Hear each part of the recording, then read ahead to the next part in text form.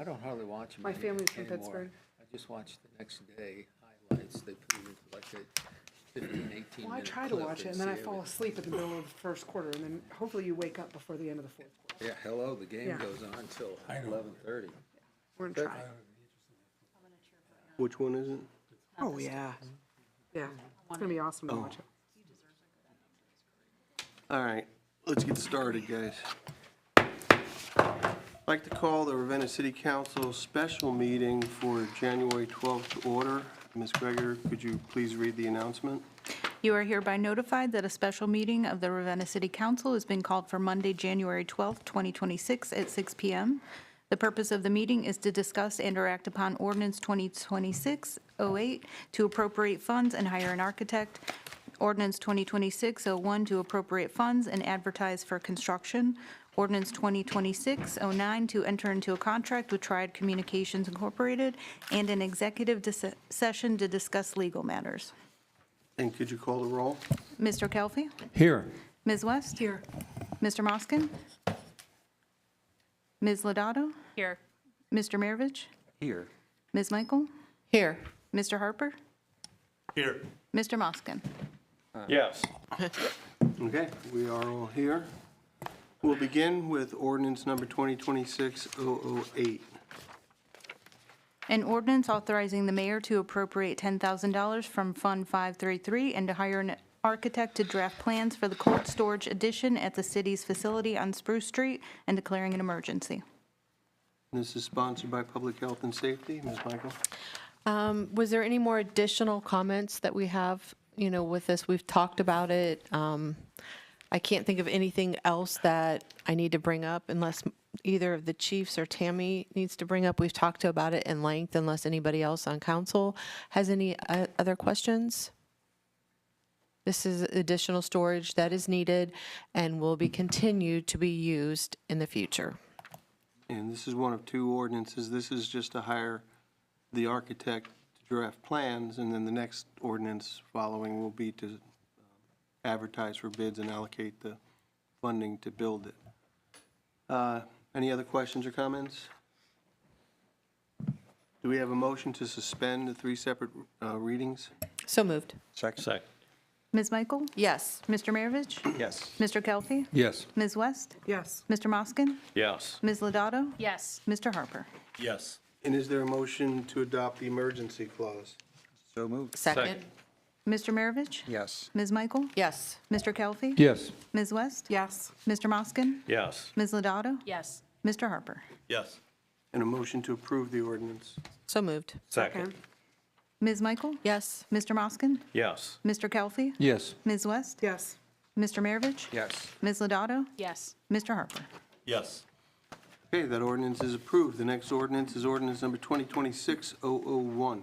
An ordinance authorizing the mayor to appropriate $130,000 from Fund 533 and to advertise for bids for the construction of the cold storage expansion and declaring an emergency. Also from Public Health and Safety, Ms. Michael? This complements the previous ordinance. If anyone has any questions? Questions or concerns? Okay, do we have a motion to suspend the three separate readings? So moved. Second. Ms. Michael? Yes. Mr. Maravich? Yes. Mr. Kelfi? Yes. Ms. West? yes, Mr. Moskin? Yes. Ms. Lodato? Yes. Mr. Harper? Yes.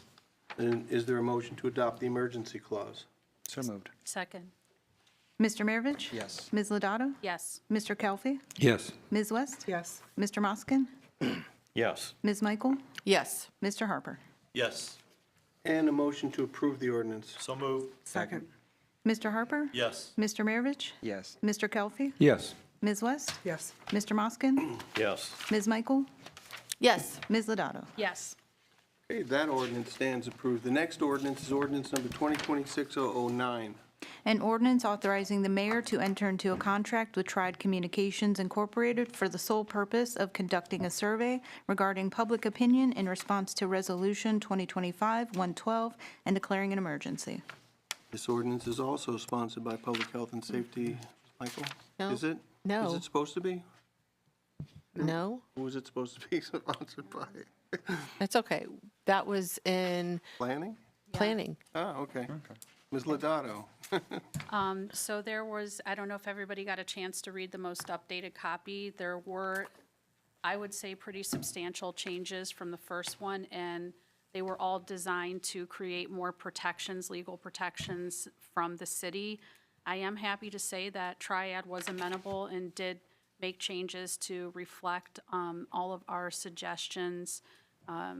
Most notably that we get to keep the native files at no extra charge, that those are included. That's going to be really critical should the levy fail in May and we need to go on, that those materials, most importantly, belong to the taxpayers because that's who paid for them.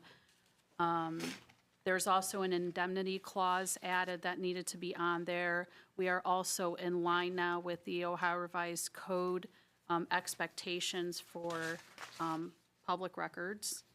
So that was remedied in this contract. So I feel without a doubt that this is something that is equal and beneficial for the city and the taxpayers. That was a good find on your part, too. I like contracts. Okay. And just so we're clear, the contract is to conduct a survey in anticipation of our ballot initiative in May to raise the income tax by a 0.25% to support the safety in City Hall buildings. The scope is going, their target is 150 completed responses to the survey. They're going to send things out through mail, email, and text messaging. My guess is they're probably, assuming this goes through, going to want to start this process fairly soon. We may be asking people to help volunteer because I think they're going to need information from us to craft that survey. So We should have information from some of our last survey, and I would definitely provide any of that data that we have still from the survey that we took last 4 years ago, because it still might be helpful. Well, how did the number of 150 come about? You know, I don't know that if that question was ever asked. My guess is they're using the population of people who voted in Ravenna over the last few elections and figure that's a fairly significant number to get a representative sample. But Yeah, but one concern that I have is the methodology that they're talking about is their main effort is to start with the reasonably less expensive methods for emails and text messages for outbound communication that's cheaper. But even doing so, this is, again, like that Huey versus the election in the 40s. It's like the methodology in which you survey can influence the results of it. So when we do work through this, even though they're probably going to have like a digital format that people can fill them out, like click the link for the email, it would be nice if we would be able to even take what that actual link is so people that are residents, like we want to get more than just that because not everyone has a cell phone or an email address. Common in today's society, but if we only reach out to people that have digital means of communication, we're leaving out a part of the electorate that doesn't or chooses not to. And that number seems on the low end. I don't know how many people have conducted surveys, and especially with the short turnaround time we have, I would be surprised if they if they get 150. And this is just 150 full responses, not 150 people surveyed. I know. So, right, so that, I mean, that's, in a short amount of time, I agree. Yeah, Do a full survey. And It it just- does include mailings. yeah, it does say mailings, Yes. Yeah. so it's not like people without technology won't have a voice. Yeah, but if we do get like 140 people to do the digital end of it, to fill it out, and we only get 10 people, is that an actual commensurate sampling of how many people are more digitally friendly versus not? I'm assuming, and again, you know, we didn't have a lot of time to really interact with this consultant to talk about the particulars of how this is going to be conducted, but I'm assuming there's going to be some demographic information that'll inform us, regardless of the methodology of response, whether or not it's a representative sample. And I don't know if it matters what format they use. I think they're using electronic format because they'll be able to do it faster. It's a lot easier and to get a lot- process that and they volume get of the data, responses too. back quicker. So, but anyway, so, Yeah, just We don't- concerns, but I still think this is in good standing. It's Yeah. like, this is a good way of moving forward, but I'm just trying to share, there's some diligence to make sure that we get the best results. Because if we want to improve our odds of successes, we need to make sure that we understand the voices of our community, whether or not they like cell phones and digital things, but. I don't disagree at all. And is 2 to 2.5 months more than enough time for them? Well, I don't know that the survey's gonna take that long, because we need to get the information for the election. Yes. And, you know, we did have some back and forth with them about a timeline, and they were reluctant, given the size of the sample they're projecting, to give us a firm commitment on when they could deliver the results. I'm hoping, you know, I know it's aggressive, but maybe the end of February, sometime in March, to give us some time to really understand what the results of the survey mean for us. Yeah. But I think, given where we are and what we want to accomplish, this is about, in my opinion, is about as good as it's going to get. Yes. I would have to say that however the questions are formulated, they, according to the new laws, they Yes. need to be neutral. Right, As neutral to protect us from litigation. absolutely. That's critical. Now, the good news about hiring somebody who's done this before is they've done this for entities that were under that restriction.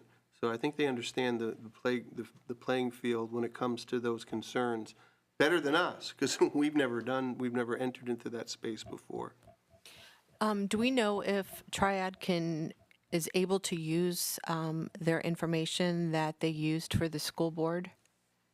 Did they, or the information that the school board used, the school levy, I'm sorry, for the levy, the information, you know, if they could reach out possibly to that committee, since, you know, that committee was very successful, and we did hold off passing our information, or our putting this on the levy for them, and they did say they would support this when they came to council. So I'm just wondering if that's an idea of possibly reaching out to that committee and seeing if possibly they might have some contacts. Yeah, I didn't know they had consulted with Triad. I don't know if they did, but I'm just wondering that, you know, that information, the data that they have might save some time as well and be crucial for them as well. So if they'd be willing to share it, because when they wanted us to put it on the levy, when the school levy was up, we had, you know, they came before us and asked us to wait, and we all decided to wait for this particular levy with full support of the school levy. So I just wondered if, you know, maybe we could get some support on some of their data to help us. So if it came from the school, they're a tax-funded entity, so just the reason that we kind of squabbled a little over this contract is because we wanted to make sure that there was full access that complies with those records laws. However, a levy committee, I mean, that would be up to their generosity. Yeah, it would be completely up to them. Because they don't have to abide by the same rules that the tax-funded ones do. No, but I agree with Amy. I mean, I think one of the big things, they came to us and talked to us and said that they would be in support. So anything they can do to help us get the message out and share information with the community is going to be important. Yeah, and once we get more, like once we really get a good grip from the consultants here of what we need to do to get started, what are those limitations? Because that same levy committee for the school board also had similar limitations for like what the officers of the district were allowed to say at meetings and things like that, if they were even permitted to endorse or Right. anything. It was very controlled on that fact. But once we have that information, I think it'd be a great idea to reach out to that, the school board levy committee and see how we can work together. Yeah. But that's after this passes, if it all Tammy goes has well. something. Yeah, Tammy. Quick question, Ms. Carmen, Lawrence. I kind of lost track of some of the emails that were going back and forth. So are we not appropriating the money for the survey at this time? That's what I feel like this contract, there's one for the $11,000, is that correct? Not part of the ordinance. Yes, that's the number. Yeah, so, yeah, this contract mentions, for the upon approval contract, we'll see like one invoice for the total of $11,000. So That's the would be survey. that first thing. So we constrained after that first contract, we made it more specific for what we were looking for scope. So we're not appropriating the money now to pay for that invoice for the survey? It seems like there's still some unanswered questions of some details there. Well, some of it they can't provide It sounds like, until it's the it does survey's sound like, done. I We're entering a apologize. contract. Yeah, but we do have to appropriate the money. You are correct. I guess we have some options. We could amend the ordinance. Do you have a suggestion of where we fund this from? I would say the general fund. General That's fine, fund. yes. Is there a motion to amend the ordinance to indicate an appropriation of $11,000 from the general fund to pay for this? So moved. Second. All in favor? Aye. Anyone opposed? Yes. No, You're not where it's opposed? well, because there's some details that, Okay. Seems- No, I just wanted to make sure you were saying that you were voting no. That's yeah, all. you're correct. Okay. Oh, I don't know First who was made the Tyler, motion. second was Ms. Lodato. Sorry about that.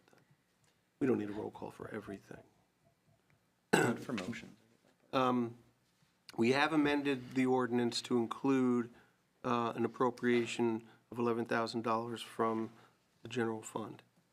Thank you for bringing that up. It's always important that we cross all the Ts and dot all the Is. Any further questions or concerns about this? Mr. Moskin, do you have some further concerns about the actual ordinance to approve this contract? No, I don't have any more comments. Okay. All right, hearing none, do we have a motion to suspend the 3 separate readings? So moved. Second. Mr. Kelly? Yes. Ms. West? Yes. Mr. Moskin? Yes, Ms. Michael? Yes. Mr. Maravich? Yes. Ms. Lodato? Yes. Mr. Harper? Yes.